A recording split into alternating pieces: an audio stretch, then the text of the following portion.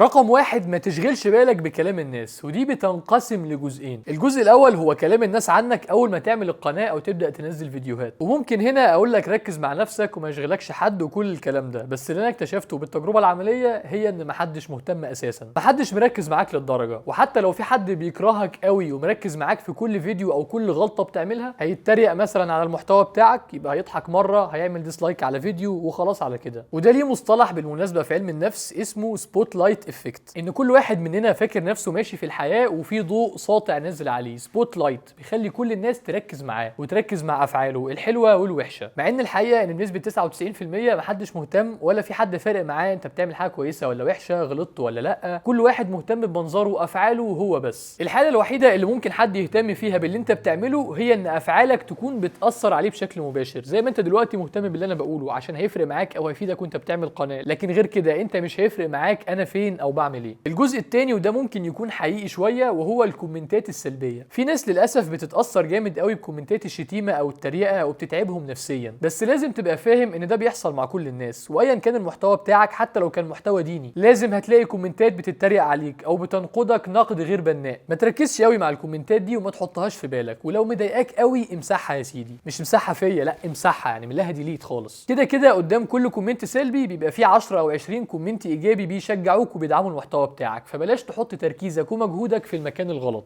رقم 2، ما تشغلش بالك بالمعدات وانك تجيب كاميرا حلوه وكشافات غاليه وتعمل سيت اب رهيب جدا واحسن ديكور في الدنيا، ما تفكرش في الكلام ده خالص طول ما انت في الاول. وانا شخصيا شايف ان الافضل انك ما تجيبش اي معدات غير المايك والحامل بتاع الموبايل في اول 6 شهور ليك على يوتيوب، والسبب هو ان حماس البدايات ممكن يخليك تصرف تحويشه عمرك في انك تجيب احسن كاميرا واحسن عدسه واحسن بي سي للمونتاج، وبالفعل تطلع جوده فيديوهات عاليه جدا، بس بعد 7 او 8 فيديوهات تحس انك مش مبسوط باللي انت بتعمله وانك مش عايز تكمل، وان مش ده الشيء اللي انت عايز تقضي ال10 سنين الجايه من حياتك وانت بتعمله، وساعتها هتبقى اتدبست في معدات غاليه جدا هتبيعها بنص الثمن ده لو عرفت تبيعها اصلا، وهتبقى خسرت فلوس كتير على الفاضي. فادي لنفسك فرصه كويسه قبل ما تشتري اي معدات غاليه، ولازم تبقى فاهم ان اول فيديوهات ليك كده كده ملهاش لازمه وقليل قوي اللي هيشوفها، فمش هتفرق قوي عملتها بجوده قليله ولا جوده عاليه، كانك بتلعب ماين سويبر او بتلعب التعبان. تفتكر هيبقى فيه اي فرق انت بتلعب على موبايل نوكيا ولا بتلعب على ايفون؟ رقم 3، ما تبصش على عدد الفيوز او عدد السبسكرايبرز، ركز على انك تعمل على الاقل 30 فيديو كويس قبل ما تقول ليه القناه مش بتكبر. يعني في ناس بلاقيها بتبعت لي انا القناه بتاعتي مش بتكبر ومش بجيب فيوز ومش عارف اعمل ايه، اقول له طب وريني القناه، يبعت لي القناه ادخل الاقي عليها 9 او 10 فيديوهات، فاللي هو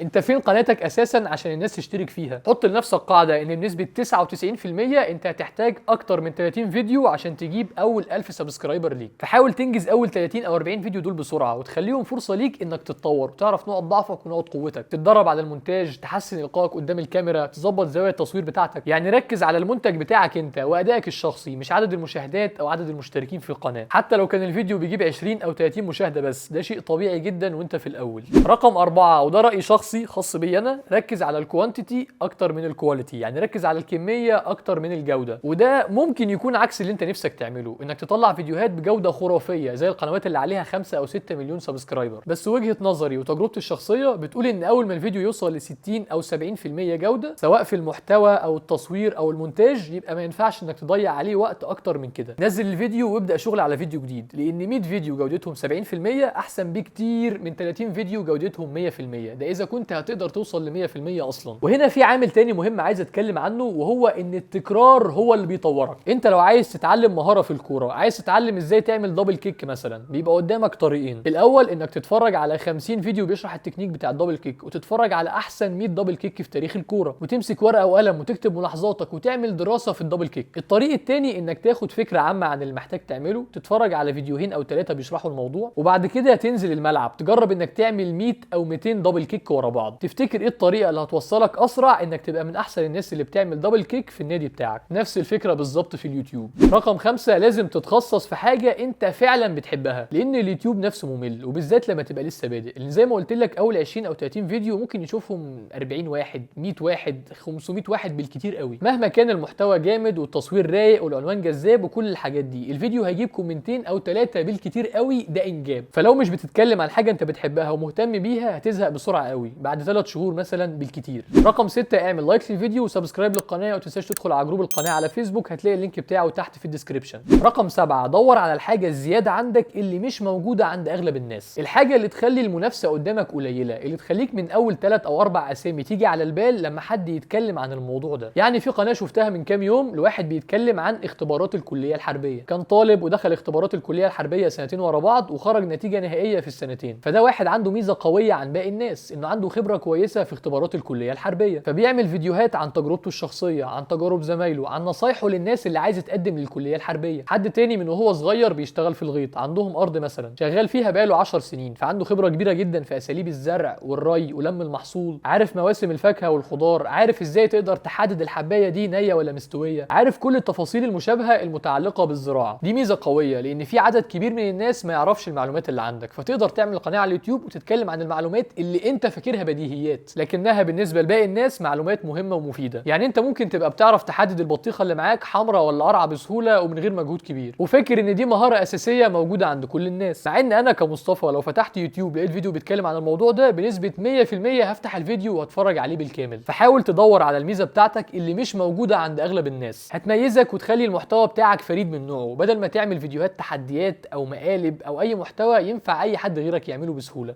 رقم 8، حاول تنزل فيديو واحد على الاقل كل اسبوع، ولو تقدر تخليهم فيديوهين يبقى كويس جدا. زي ما قلت لك من شويه اليوتيوب لعبه كميه مش جوده، مش بقول لك تنزل بجوده سيئه جدا او من غير مونتاج، انا بقول لك توصل لجوده متوسطه او جيده وكفايه على كده، وده عشان ما تقعدش اسبوعين او 3 بتعمل فيديو واحد. صدقني قناتك مش هتكبر بالشكل ده، حتى لو الفيديو اللي انت عملته احسن فيديو على اليوتيوب برضه قناتك مش هتكبر. حط لنفسك جدول والتزم بانك تنزل كل اسبوع فيديو واحد على الاقل، قدرت تزود كويس جدا، ما قدرتش مفيش مشكله، بس التزم بالفيديو بتاعك. ولو عارف انك هتبقى مشغول فتره معينه، هتسافر اسبوعين مثلا او عندك شهر امتحانات، يبقى تيجي من النهارده تصور 3 أو 4 فيديوهات وتشتغل عليهم، تمنتجهم وترفعهم على قناتك وتعمل لهم سكيدجول او جدوله وتخليهم ينزلوا في الايام اللي انت هتبقى مشغول فيها. رقم 9، وانت بتحط لنفسك اهداف على يوتيوب ما تخليش الانجازات بتاعتك عدد مشاهدات او عدد مشتركين، خلي انجازاتك عدد فيديوهات عملتها بجوده كويسه. يعني بدل ما تحتفل ان فيديو ليك وصل 100,000 فيو ودي حاجه انت ما تقدرش تتحكم فيها، احتفل بانك عملت 50 فيديو كويس، يعني دي حاجه تقدر تتحكم فيها وتغيرها. وصدقني لو المحتوى بتاعك كويس كده كده هينجح وكده كده القناه هتكبر، بس الموضوع محتاج منك شويه صبر. رقم 10، حاول تنزل اول فيديو ليك النهارده او بالكتير قوي بكره، بس يفضل يبقى النهارده. انا مش عايز فيديو جودته حلوه ولا تصوير محترم ولا محتوى قوي ولا مونتاج حلو، انا مش عايز مونتاج اصلا. بص انا عايزك تصور بالكاميرا الاماميه، افتح الكاميرا وصور 3 دقايق بتتكلم عن اي حاجه، عرف نفسك اسمي مصطفى في 5 كليه من محافظه المنيا، بحب الشطرنج، بلعب كره قدم، بحب الايس كريم، ما بحبش المحشي، قول اي حاجه، المهم انك انت تكسر الرهبه قدام الكاميرا وتكسر رهبه انك ترفع فيديو على القناه بتاعتك. مش عايز فيديو نظيف او جوده عاليه، انا كل اللي عايزه فيديو، والاهم انك تنزل الفيديو ده النهارده. وما تقلقش المتابعين بتوعك مش هيستغربوا من الفيديو ولا يعملوا انسبسكرايب، انت مفيش حد عندك على القناه اصلا، ومحدش هيشوف الفيديو ده ولا الفيديو اللي بعده بالمناسبه غيرك انت، فحاول تبدا تصوير اول ما تخلص الفيديو ده. رقم 11، ركز على موضوع محدد وما تطلعش براه، يعني ما تعملش قناه منوعات بتتكلم عن كل حاجه، بتتكلم عن الترندات الجديده، بتعمل تحديات، بتعمل ريفيوهات للموبايلات، بتلعب بابجي، بتنزل ستوريات واتس و50,000 حاجه ما لهمش اي علاقه ببعض. في نقطه عايزك تفهمها كويس، ان اللي بيعمل لك سبسكرايب مش بيعمله عشان بيحبك، هو بيعمله عشان بيحب المحتوى بتاعك. لو انا شفت لك فيديو حلو وانت بتلعب كول اوف ديوتي وانا مهتم بالجيمنج وبحب اللعبه دي، هعمل لك سبسكرايب وممكن كمان اشغل جرس النوتيفيكيشن، بس هاجي بعد كام يوم الاقيك منزل فيديو بتتكلم فيه عن مكن الحلاقه، هطنش ومش هشوفه، ما انا مش مهتم بالموضوع، انا مش عامل سبسكرايب عشان كده. كمان كام يوم الاقيك بتتكلم في الدوري الانجليزي، تحليل مباراه تشيلسي ومانشستر يونايتد، برضه هطنش ومش هشوفه، ما انا ماليش في الكوره. كمان كام يوم الاقيك بتتكلم عن تهكير تابلت الثانويه، لا كفايه لحد هنا، انسبسكرايب على طول. انا عايز التايم لاين عندي يبقى فيديوهات انا مهتم بيها بس، فحاول تخلي المحتوى بتاعك موجه لفئه معينه من الناس، للمهتمين بالطبخ او بالشطرنج او بالدوري المصري او بكمال الاجسام، ايا كان الموضوع اللي هتتكلم فيه، حاول ما تتوسعش زياده عن اللازم وتبقى محدد بقدر الامكان.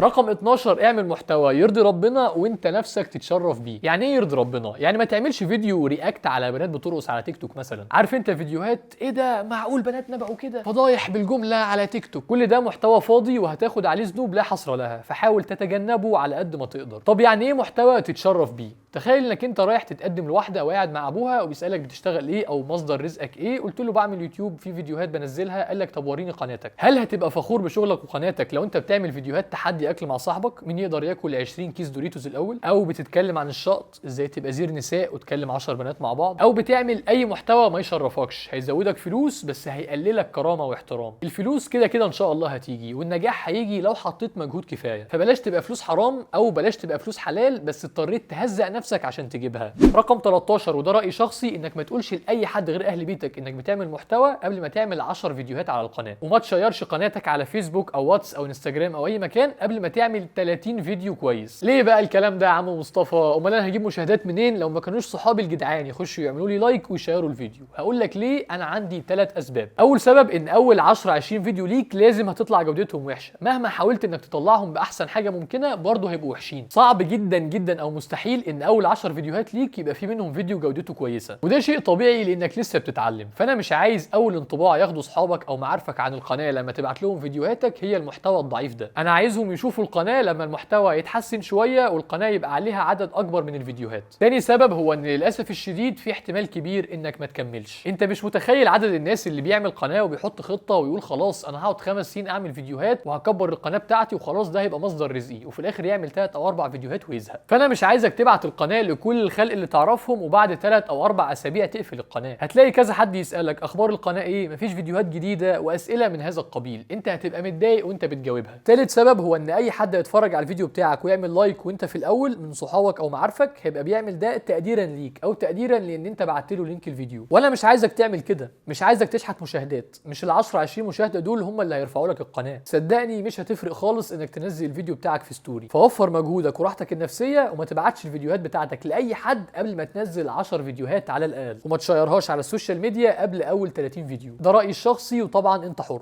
رقم 14 خد الهام او انسبيريشن من المنافسين او الناس اللي بتقدم محتوى شبه المحتوى بتاعك، بس ما تنسخهمش بالظبط. يعني ما تقلدش اسلوب حد في الكلام او الحركات او قطعات المونتاج، خصوصا لو كان بيتكلم في نفس الموضوع اللي انت بتتكلم فيه. مش بقول لك ما تتفرجش خالص على المنافسين وما تقلدهمش، بالعكس انا من اكبر الداعمين انك تلقط اي حاجه عجبتك من اي حد وتعمل زيها. وانا شخصيا بتفرج على كذا قناه اجنبيه في نفس المحتوى، ولو لقيت موضوع انا مهتم بيه وعاجبني بتكلم فيه عادي جدا، بس بتكلم باسلوبي وبوجهه نظري الشخصيه. كمان بتفرج على صانعين محتوى في مواضيع مختلفه عرب واجانب، ممكن حركه مونتاج تعجبني فاقلدها، او فقره في الفيديو بتاعه واحس ان هي تنفع عندي فاخدها عادي جدا. وفي اقتباس مش مشهور قوي للمخرج كوينتين تارانتينو بيقول فيه I steal from every movie ever made، يعني انا بسرق من اي فيلم اتعمل في التاريخ. وانا عايزك تعمل كده، اي حاجه تعجبك حاول تتعلمها وتعمل زيها. يعني مش لازم تبقى كرييتيف 100% وتخترع العجله، بس في نفس الوقت حاول تخلي ليك اسلوبك الخاص، ما تشفش بالظبط. خد افكار بس ودورها انت في دماغك وطلعها بالشكل اللي انت شايفه مناسب. كده فيديو النهارده خلص. لو استفدت باي نقطه من ال 14 نقطه اللي قلتهم في فيديو النهارده يبقى لازم تعمل لايك وسبسكرايب للقناه وترجع للفيديوهات القديمه اللي بتكلم فيها عن الشكل والشخصيه واللبس واي حاجه تهم الراجل. شكرا لحسن استماعكم، السلام عليكم.